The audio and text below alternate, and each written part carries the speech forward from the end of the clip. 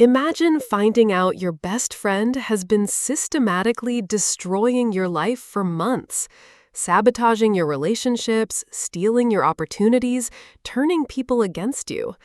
But here's the kicker. You've been recording every single conversation, every lie, every manipulation for 3 months straight. What do you do with 47 hours of evidence that proves your best friend is a sociopath? This is the story of Riley, a 26-year-old social media manager, and her roommate Chloe Davis, two friends who shared an apartment, a friend group, and apparently a very different understanding of loyalty. When Riley started noticing weird coincidences in her life, she decided to do something most people would never think of. She turned on her phone's voice recorder and kept it running for 3 months. And what she captured will make you question everyone you trust. Because sometimes the person sleeping in the room next to you is the same person plotting your downfall. Riley and Chloe had been roommates for 2 years. They met through a Craigslist ad and clicked instantly. Chloe was bubbly, supportive, the kind of friend who'd bring you soup when you were sick and listen to you vent about work drama for hours.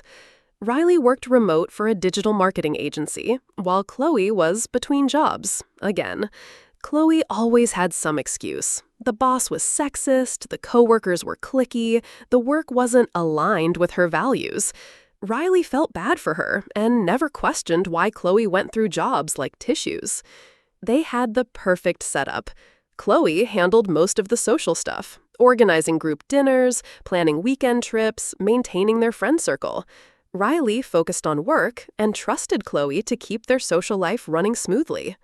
It was a system that worked great until Riley started noticing things. Little things at first. Friends would make comments about conversations Riley never remembered having. Plans would change last minute, and somehow Riley was always the last to know. People started treating her differently, cooler, more distant. Riley chalked it up to paranoia. Work stress. Maybe she was just being sensitive. But then, Carter happened. Riley had been talking to Carter for 3 weeks. They'd met on a dating app, and he seemed perfect. Funny, smart, actually read her messages instead of just sending, "Hey, beautiful," like every other guy. They were planning their first date when Carter suddenly stopped responding. Not just slow replies, complete radio silence. Riley was confused, but figured he'd gotten busy or lost interest. It happens. 2 weeks later, Riley was scrolling Instagram and saw a story that made her blood freeze. Carter, at a restaurant, with Chloe. Riley confronted Chloe about it that night.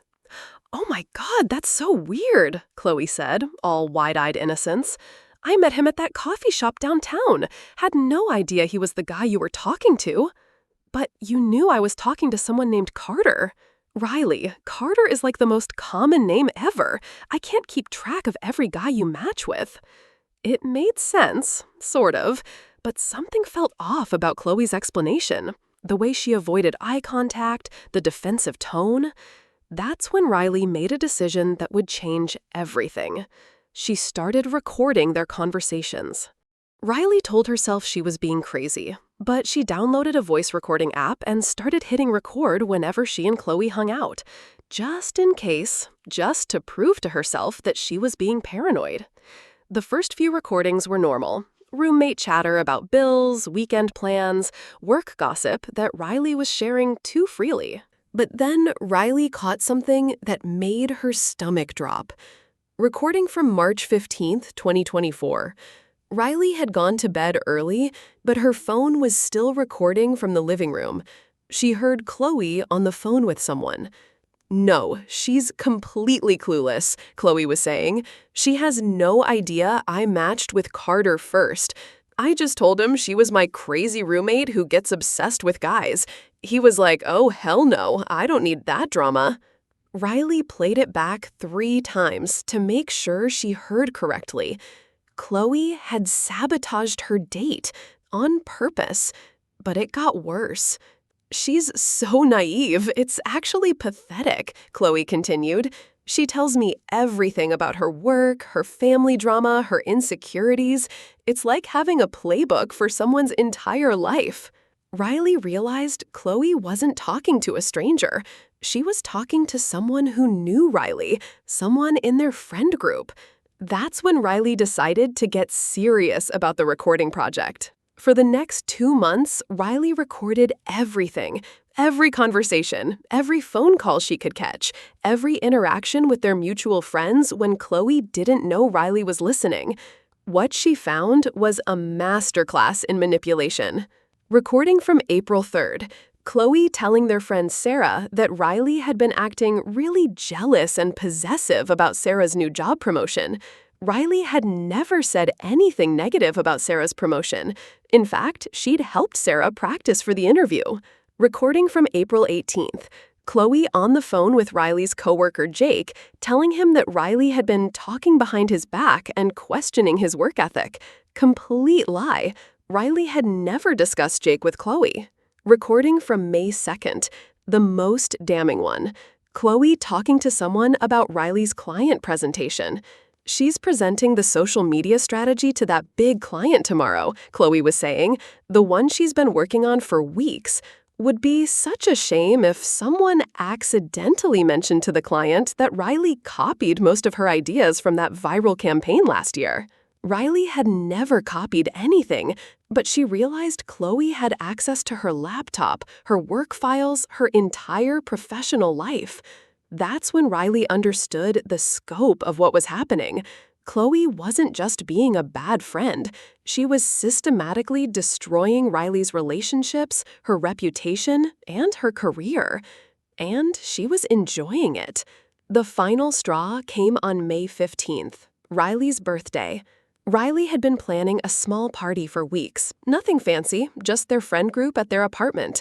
Chloe offered to help with invitations and planning, and Riley was grateful for the support. The day of the party, Riley came home from work to find the apartment empty. No decorations, no food, no friends. Just Chloe sitting on the couch, scrolling through her phone. "Where is everyone?" Riley asked. Chloe looked up with fake surprise. "Oh, didn't you get the messages? Everyone had to cancel. Sarah got sick, Carter had work stuff, Jake had a family thing." Riley felt her heart sink. All of them canceled? Yeah, such bad timing. But hey, we can just order pizza and watch Netflix. Riley excused herself to the bathroom and checked her messages. Nothing from Sarah, Carter, or Jake about canceling, but she had an idea. She opened Instagram and started checking stories.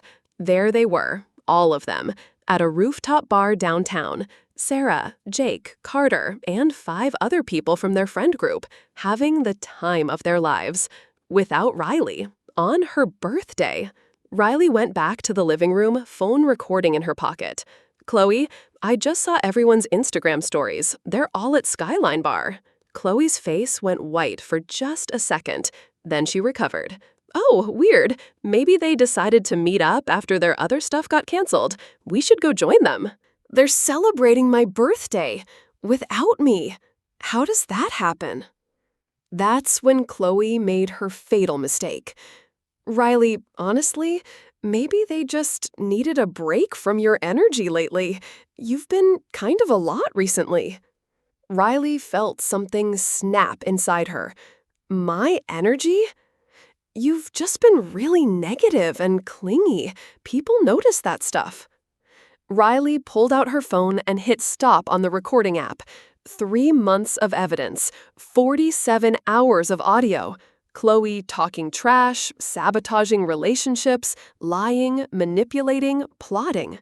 "Chloe," Riley said quietly, "I need to show you something." Riley pulled up the recording app on her phone. Months of conversations organized by date. "I've been recording our conversations for 3 months. Chloe laughed. "What? Why would you?" Riley hit play on the Carter recording. Chloe's voice filled the room. "She's completely clueless. She has no idea I matched with Carter first." The color drained from Chloe's face. Riley played the next one. Chloe trashing Riley to Sarah. Then the one about her work presentation. Then the birthday party. You told everyone I canceled my own birthday party because I was having a mental health crisis, Riley said. That's why they went without me. They thought I didn't want to celebrate. Chloe stood up, backing toward the door. Riley, this is insane. Recording people without consent is illegal. Actually, in Texas, it's legal to record conversations you're part of. I looked it up. Riley kept playing recordings, 3 months of Chloe's real personality, captured in her own words. You destroyed my relationship with Carter. You sabotaged my work presentation. You turned all our friends against me. And you did it systematically for months. You can't prove any of that. Riley held up her phone. I can prove all of it. That's when Chloe lunged for the phone. The struggle was brief but vicious. Chloe grabbed for Riley's phone, trying to delete the evidence. Riley held on, and in the chaos, Chloe's elbow caught Riley in the face, splitting her lip. But Riley had backed everything up to the cloud weeks ago. Chloe moved out that night, but not before Riley sent the recordings to everyone in their friend group. Every lie exposed, every manipulation laid bare, every conversation where Chloe had trash-talked them behind their backs. The friend group imploded. People chose sides, but most chose Riley once they heard the evidence. Sarah apologized, crying about how Chloe had been feeding her lies for months. Jake was horrified to learn about the work sabotage. Carter reached out, explaining how Chloe had convinced him Riley was unstable. Riley's work presentation went perfectly, by the way. The client loved her ideas. Turns out, Chloe never actually contacted them. She'd just been threatening to. Chloe tried to claim the recordings were fake, edited, taken out of context, but 47 hours of audio tells a pretty complete story. Riley kept the apartment and got a new roommate through a mutual friend, someone with references and a background check. She learned to trust her instincts and never ignore red flags again. Chloe, last Riley heard, she was living back with her parents and cycling through jobs again. Turns out, when people know what you're really like, it's harder to manipulate them.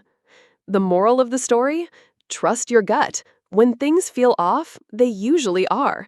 And sometimes, the best defense is a good recording app. And maybe check your phone's voice memo settings before your next roommate conversation. Feel free to share your own story. Email it to me if you want to stay anonymous. And remember to subscribe for more relatable stories.